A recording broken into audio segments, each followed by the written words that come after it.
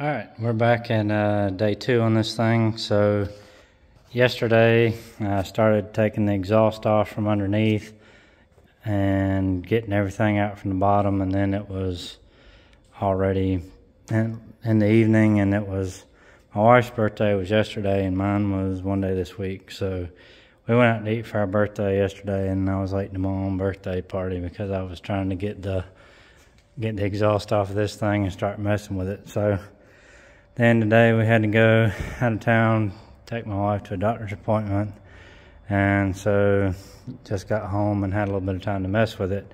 So this thing had 3 broken bolts in the manifolds.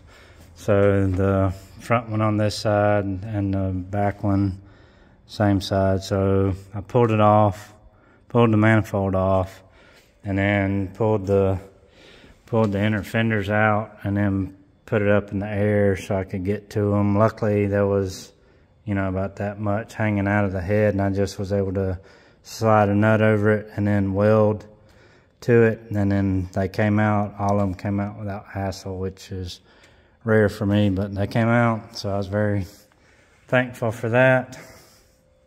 I got the turbo on, and then got obviously the turbo log on.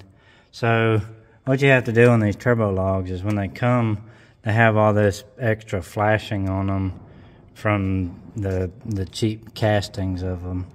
So you have to grind it off to be able to get to the spark plugs and for the wires to go on. So one time I forgot and got ahead of myself and went ahead and put the log on and didn't get all that flashing off, and then I like to not been able to get to the spark plugs. So this is rotated or clock, so this is straight up and down and on the housing. And I'll probably have to remove this bracket and this tray for where the stock filter box went, so we can roll that on around to get the discharge out to the intercooler. You gotta grab a hold of this and pull it around. Now this hose right here is very close proximity here, and just the heat from all this will explode this hose. That's what happened on my red truck. So I've bent it as far away as I can. Now, I know on the red truck I used a Trailblazer dryer, and it has a hose that attaches, and then you can actually move this over here, and then you got plenty of room for the downpipe. This one, since it's only a 3-inch downpipe, there'll be enough room. Another thing is Duramax one, I think, has this fitting more over on this side, and I think there's somebody that makes a little kit to have the Duramax dryer, and then I don't know if it comes with a hose or whatever, but I'll heat wrap this up and we should be okay. So so all the manifolds are on now. I've got the factory collector pipe and everything coming on, cut it off, and so now I've got to connect it from that side to the V-band on the bottom of this log, and then build the downpipe, and I'm just going to connect it into the stock exhaust. So I've got to get the radiator out. I didn't want it leaking oil and transmission fluid and everything, so I haven't done that yet. This piece right here, this was the elbow that was ordered without my permission, so it's incorrect, Josh. So I can do it like this. I really do not like that. It doesn't look good. I have a boot that fits on here next down to a 3-inch, and then I can just put a 3-inch elbow and go down, so I may do that because aesthetically I do not like that. So this fuel rail, since it is a return style rail, so what I'm going to do is I'm going to put the regulator up here and then get those fittings like this right here. So this will slip into the stock fuel line, give me a -6, and then I'll run a hose to the regulator, and then I have a set of fuel rails over there that don't have that extra, don't have the regulator and don't have that return line. So I've got one. This is 3/8 to a -6, so I bought one today at Summit that goes to a 5/16 to a -6 for the bottom. So then I'll put this in there and then up to the bottom of the regulator, and then out of the regulator and around to the fuel rail. And so it'll have, the regulator will go up there and then -6, and then you got these fittings right here that'll slip over the fuel rail 3/8, and then this screws on and gives you a -6 so we can get our AN hose to the regulator. So speaking of Summit, so you know, we had the last video we were talking about, you know, can you do one of these for $1,000? And obviously the answer is no. So today I went to Summit. Just several things came to mind. I came in here last night and was looking over everything, came up with a quick list of, you know, the spacers that I need to make the injectors taller.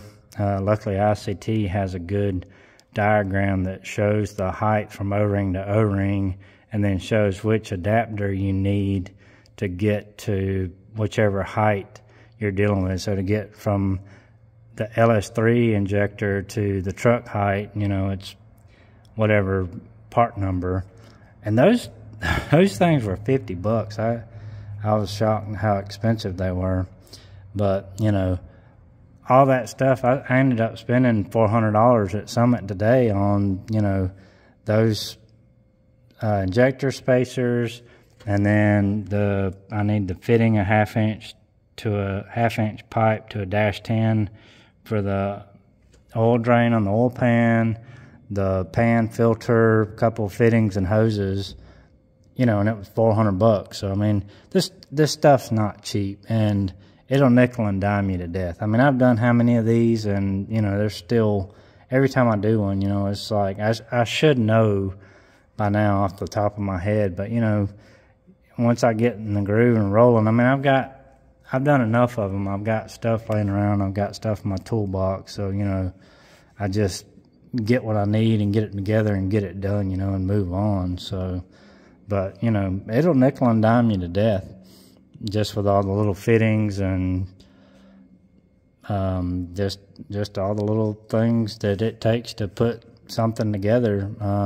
You know, because this Denma package from VS Racing, it comes with the oil drain, but I have no idea where they're expecting you to run the oil drain to, because that hose they sent is not near long enough to go from that turbo down around into the front of the oil pan. And they didn't use push lock hose.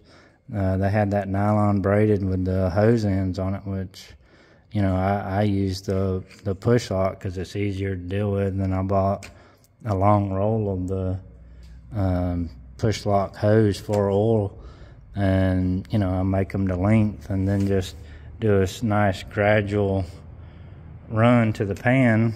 And you know, so each one of those AN fittings is, you know, $15 a piece or something. And you know, each fitting you need two fittings. So I mean, it adds up. You know, it's not something, you know, that $1,000 is going to get you what you need to do this with, you know. So anyway, you know, and the other thing is you got to have skill. You got to have, not that I have it, but you have to have the know-how. You've got to be multifaceted to be able to do this. You can't just go into this blind and not know what you're doing and get it done, you know.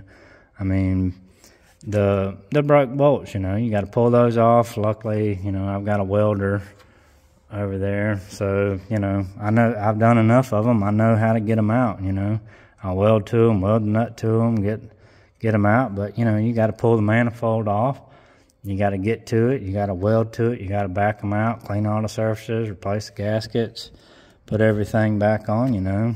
And now I've got to drop the oil pan, do the pan gasket, tap the pan for the oil drain, and then like I said, I'm going to go ahead and do the pickup tube O-ring while I'm there.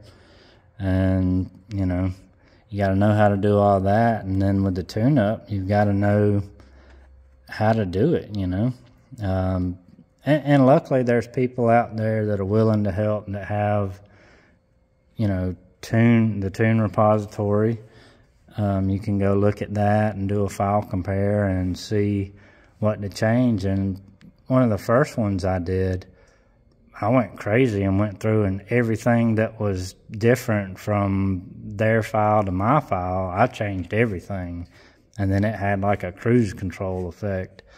And I mean, it didn't run like it should, but you know, you watch guys like Goat Rope and, you know, again, the tune cabinet, and there's what is it, Joe Simpson. I joined that group. I paid to be on that. He's got a tuning course for the Holley stuff, and, you know, I mean, it's not HP tuners. HP tuners are a lot more difficult than the Holley stuff, but it's still, you know, it's good information, and you can be able to ask other people questions and stuff like that. So it's a good community to be in. But, you know, just watching those videos and gleaning from them, and also forums, you know, there's HP Tuners forum and Yellow Bullet. I mean, there's a lot of good forums that have a lot of good information out there. Of course, Yellow Bullet's, you know, dead nowadays, but, you know, you can research your problem or what you're trying to do and just go out there and find the information and apply it to your build. And, you know, now when I do one, I've got enough tunes that I've done where I just go in there and I know what to change and get it set up, and, you know, they crank up and run. Then you start working on your VE table, getting your fueling right, and then watching for spark knock and stuff like that. And I mean, you know, on a build like this, I'm not running 20 pounds of boost or anything. This is probably only going to be about, you know, 10 pounds of boost, because we're going to be on pump 93. So, you know, we'll just put a waste 10-pound spring in it, and then we'll tune it for that, and then see where we're at. So that's that. I did want to show, this is the intercooler and radiator combo from a Duramax. So it's got these nice outlets right here, and then the radiator sits in here and bolts down, and then this bolts into your core support. And, you know, you got your outlet over there, and it just fits so well in these trucks. And then it's got the studs down there that fit in to the core support just like stock. Again, the spacing is a little different. So when I get the other radiator out, and I'll show what I did to make these fit and work. But it's pretty simple, and like I say, you know, it's a nice factory look. I'll make the electric fans fit on here. They'll fit right in with these clips, and you just trim the lip on the fan, and then it'll sit up flush on the fan, and then we'll run it like that. But it's, you know, it's a nice intercooler. It's got aluminum tanks and everything, so I got that. My buddy found that for me and went and got it. So, I mean, I paid $200 for it, so that's not terrible. I mean, hopefully if the radiator doesn't leak, I mean, it's totally worth it. But the last one I bought, I didn't see, but there was like a spot right in the middle, and there was something that had hit one of these tubes and rubbed through, and it leaked as soon as I put it in. I had to buy a new radiator. So hopefully this one's good and will work out for me. But yeah, here's the pan gasket I got today. And then I got an air filter, and like this, $400. So you know, it is what it is. Here's those. These are the spacers from ICP. So these are to go from LS3 injectors to truck. So hopefully they'll fit in there pretty good. I'll use that other fuel rail I have, like I said, that doesn't have the return on it, and then that should work out well. I don't think these plugs have ever been out of this truck. They had Allen head cap screws in here, and those were all good, but the ones that were broke off were all the stock ones. So I don't know if, you know, the bolts broke off and then they just put those in there, you know, in hopes that they wouldn't break off eventually either. I don't know. But anyway, I was glad that got those in there. Now we got our turbo log on. We got our stock manifold over here. We got the lead pipe on there. We'll finish our crossover, build our downpipe, tie it into our stock exhaust, get our Duramax intercooling radiator in, our injectors, and should make some pretty good progress. We got something to do tomorrow at some point in time, so I don't know how much I'll get to work on it tomorrow, but I forgot we had to go to that appointment today. I was daydreaming about doing this all day and having it running tomorrow, but that didn't happen. So anyway, that's where we're at on it, and you know, made good progress. Now all we got to do is finish.